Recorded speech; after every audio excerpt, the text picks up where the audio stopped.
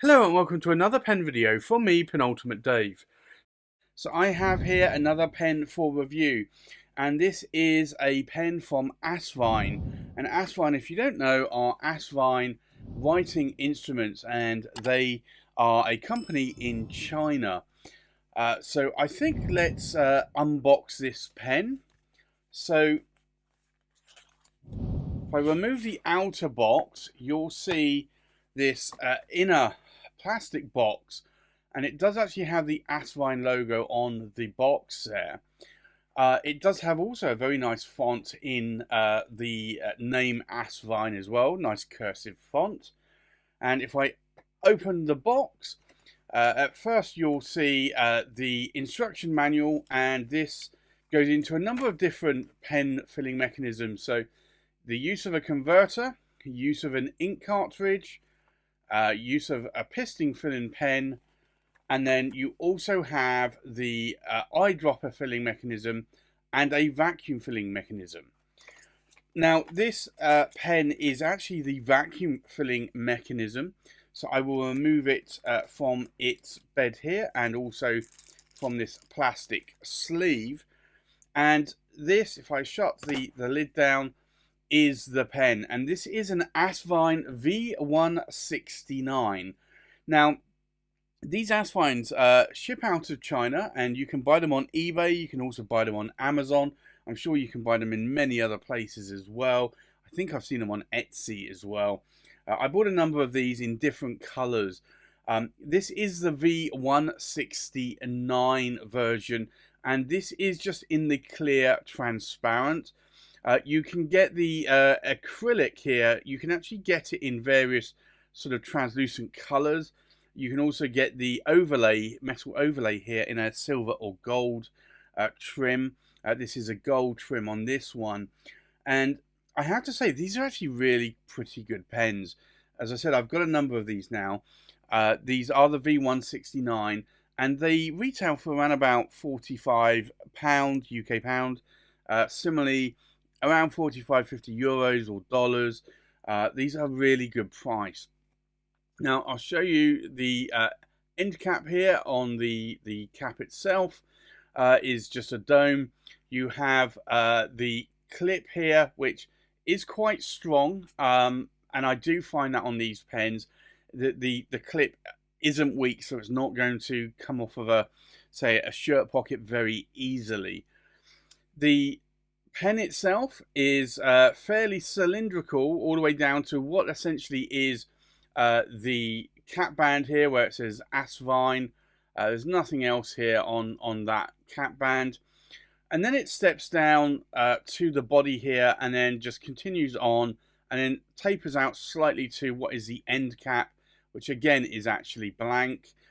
Now this is the power vac pen or filling mechanism. So if I unscrew this, what you should be able to see is when I pull this out, you'll see the O-ring there and the rod moving in and out of that pen. So this is a vacuum filling pen. Now, if I unscrew the cap here, first thing you'll see is a number 6 size Asvine steel nib. It is gold in color, but it is actually a steel nib with an ABS plastic feed there. You'll also notice that it has a concave section, which I always find really handy, because when you're holding the pen, it actually stops your fingers sliding down onto the nib and feed. It has a screw thread. It also has a ink window here as well, even though you can see most of the body of the ink there. Now, the other thing you can do on some of these, and you can on this one as well, you can actually unscrew this section from the body. You just have to be a little bit careful, and you can see there's an O-ring on there, so you can eyedropper these V169s if you so wish. The O-ring basically stops ink getting around those threads onto the threads and then leaking out through that gap there. But this is actually quite a nice sized pen in my hand. Can you post the cap here? you can do, and it will post quite securely and deeply, but it is very back weighted because of this metal overlay. The cap is fairly weighty, but it's more the body that I find. So when you add the weight of the cap to the end of the body, then that's where you're going to feel it a little bit more in terms of being back weighted. The pen though is a very good size in my hand, even without posting that cap. It's a lovely water drop sort of overlay that you have here. So it's a clear acrylic body or barrel, and then with this sort of overlay, and then it's plated in either sort of rhodium color, silver, or sort of along around those sort of colors, or it will be plated gold, yellow gold. I think I've seen maybe a rose gold. There's also a black PVD plated version as well. So you can get them in various different plating colors, and it will be plating on top of, I think it's probably, I want to say steel. It may be aluminium, possibly. I'm not sure. But it is a good weight. So I am loving the Asvine V169s that I have in my collection at the moment. They are relatively cheap. They're very similar to a Visconti watermark in terms of design. Is it a knockoff? Possibly. Like you're seeing a lot of these, like you see the Jinhao X159s look very similar to a Montblanc 149. Not identical. This doesn't look identical to a Visconti watermark. But there's certainly some sort of, I guess, copying to a degree maybe going on. But it's not a blatant copy. The price of these pens, though, as I mentioned, like around £45, euros or dollars, these are really good prices compared to what you would be paying with, say, a Visconti watermark, which is around 1,000 to 1,200 in pound, euros or dollars.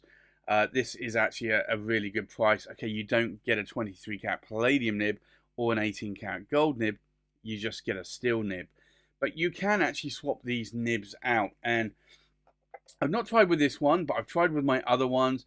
It's not a screw-in nib unit, but you should be able to, yeah, there you go, just prise the nib and feed out. So you've got the nib and feed there. There's a key there as well. So the base of the feed, which is actually flat, goes against that flat area, and you just push it back in like so. So there you have it, the nib and feed back into that pen. So you could swap this out. I've seen some Asvines, not the V169 yet, but I've seen other, like the P36 Asvines, come with the option of having a box steel nib on. So you could potentially keep the feed, but swap the nibs out and put a box steel nib or a box 18 karat gold or 14 karat gold nib in these if you so wish. Maybe I'll do that one day. I don't know. I've got some box steel nibs that I could definitely put in there, but I'm not sure that I would probably do a gold nib at this point. But I know some people that have. I know some friends that have, and they're loving it. So maybe I might do it at some point. So I think with that, let's do a size check. We'll do a weight check. We'll do a pen comparison, and then we'll do a writing sample. So the full length of the pen, we are looking at about 143 millimeters in length. The length of the cap, we're looking at 63 millimeters in length. And then we'll look at the length of the body to the tip of the nib. And if it doesn't move, it's going to be about 130 millimeters in length. So that's actually quite a nice size of pen. And I certainly do find in the size of my hand, this is actually a really good size. I typically prefer pens at around 130 millimeters in length for the body, or longer, and this certainly works out quite nicely there. So I think with that, let's do a weight check. Now this is going to be uninked, and the full weight of the pen is just under 53 grams in weight. the weight of the cap, we're looking at just under 22 grams in weight. And then the weight of the body, and I'm going to try and stop it spinning, is around 32 grams in weight. So that is actually a nice weight of pen there in the hand. But this really is a beautiful pen. I would say though that you do need to have a microfiber cloth or like a spectacle or eyeglass cleaning cloth, because it is a fingerprint magnet. I find that with my Visconti watermark as well. So you will want to like just wipe it down with a microfiber cloth just to clean that and make it sort of a little bit more shiny. You don't need like a silver polishing cloth. That will probably remove some of the plating. So just a standard cleaning cloth without any compound on it, just a microfiber, should be fine. So I think with that, let's do a comparison with other pens. So from left to right, we have an Atelier Lusso Andromeda in the King Cobra. We have an Atelier Lusso Andromeda, and this is in the Wyvern Serpent. We have an Esterbrook SD Oversize. We have a Pelican M805, and this is in the Ocean Swirl. We have an Asvine V169 in the clear transparent, or transparent clear demonstrator. We have a Leonardo Officina Italiana Momento Zero. We have another Leonardo Officina Italiana Momento Zero. This is the Grande version. We have a Gravitas Skittles. We have a Black Robin Pens Iego. And we have a Scribo Fil in the Verde Prato. So I think let's go and do a writing sample. So this is the Asvine, and it's the V169, and this is in the transparent clear,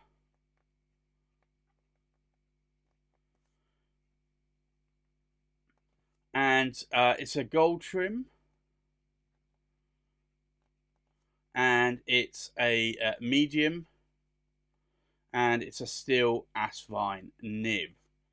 Now the ink in here today is Diamine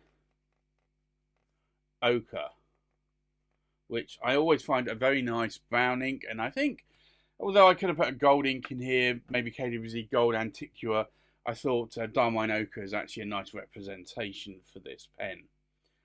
So I think let's take a look at the line width. It's about a medium, fine to medium Western nib.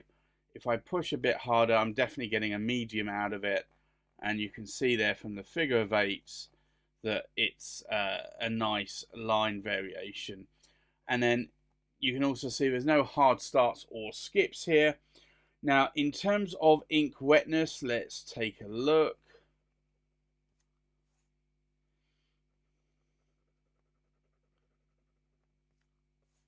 So this is actually quite a wet nib, bordering on fire hose. I think that actually makes it a nice writing pen. What do I like? What do I not like about the pen? Well, I love my Visconti watermark, and I know this isn't a Visconti, and I know that it's nowhere near the price of a Visconti, but I do like the overlays on the Visconti watermark. The sort of the Visconti watermark has cut out V's instead of these like water droplets, but I do like that. And this pen actually reminds me very much of the Visconti watermark, but it's a lot cheaper. Now you don't get a 23 karat palladium nib, you don't get an 18 karat gold nib, you get a steel nib, but it is actually really, really good in terms of the quality and build control here compared to what you're actually going to be paying for this pen. So for that, I really do like it. I like that it's a power vac as well. I like that you can eyedropper it if you really wanted to, although I probably won't be doing that. I like that it's got a steel nib on, and it is an interchangeable nib, so you could put a Bock nib in there. You'd have to take the Bock nib out of the feed and the nib unit that you would have it in, most likely, but you could put that in here if you wanted to. So you could put an 18 karat gold Bock nib on there. Probably can't do a Yovo though, but you could do a Bock nib. I do like this pen a lot though, and I've got a number of these now, these Asvine V169s, and I think they are really good writers. So for the price, I don't think you can honestly beat these. They look the part, they write very well, and I think they're definitely worth the £45, euros, dollars that they're actually selling for. I bought these on Amazon. Multiple V169s I bought on Amazon. You could probably get them cheaper directly from China on eBay, but I decided to buy these on Amazon. So there you have it. That's my review of the Asvine V169 transparent clear gold trim demonstrator with a medium steel nib. Thanks for watching. Please like, comment and subscribe, and I'll see you on the next pen video. Bye bye.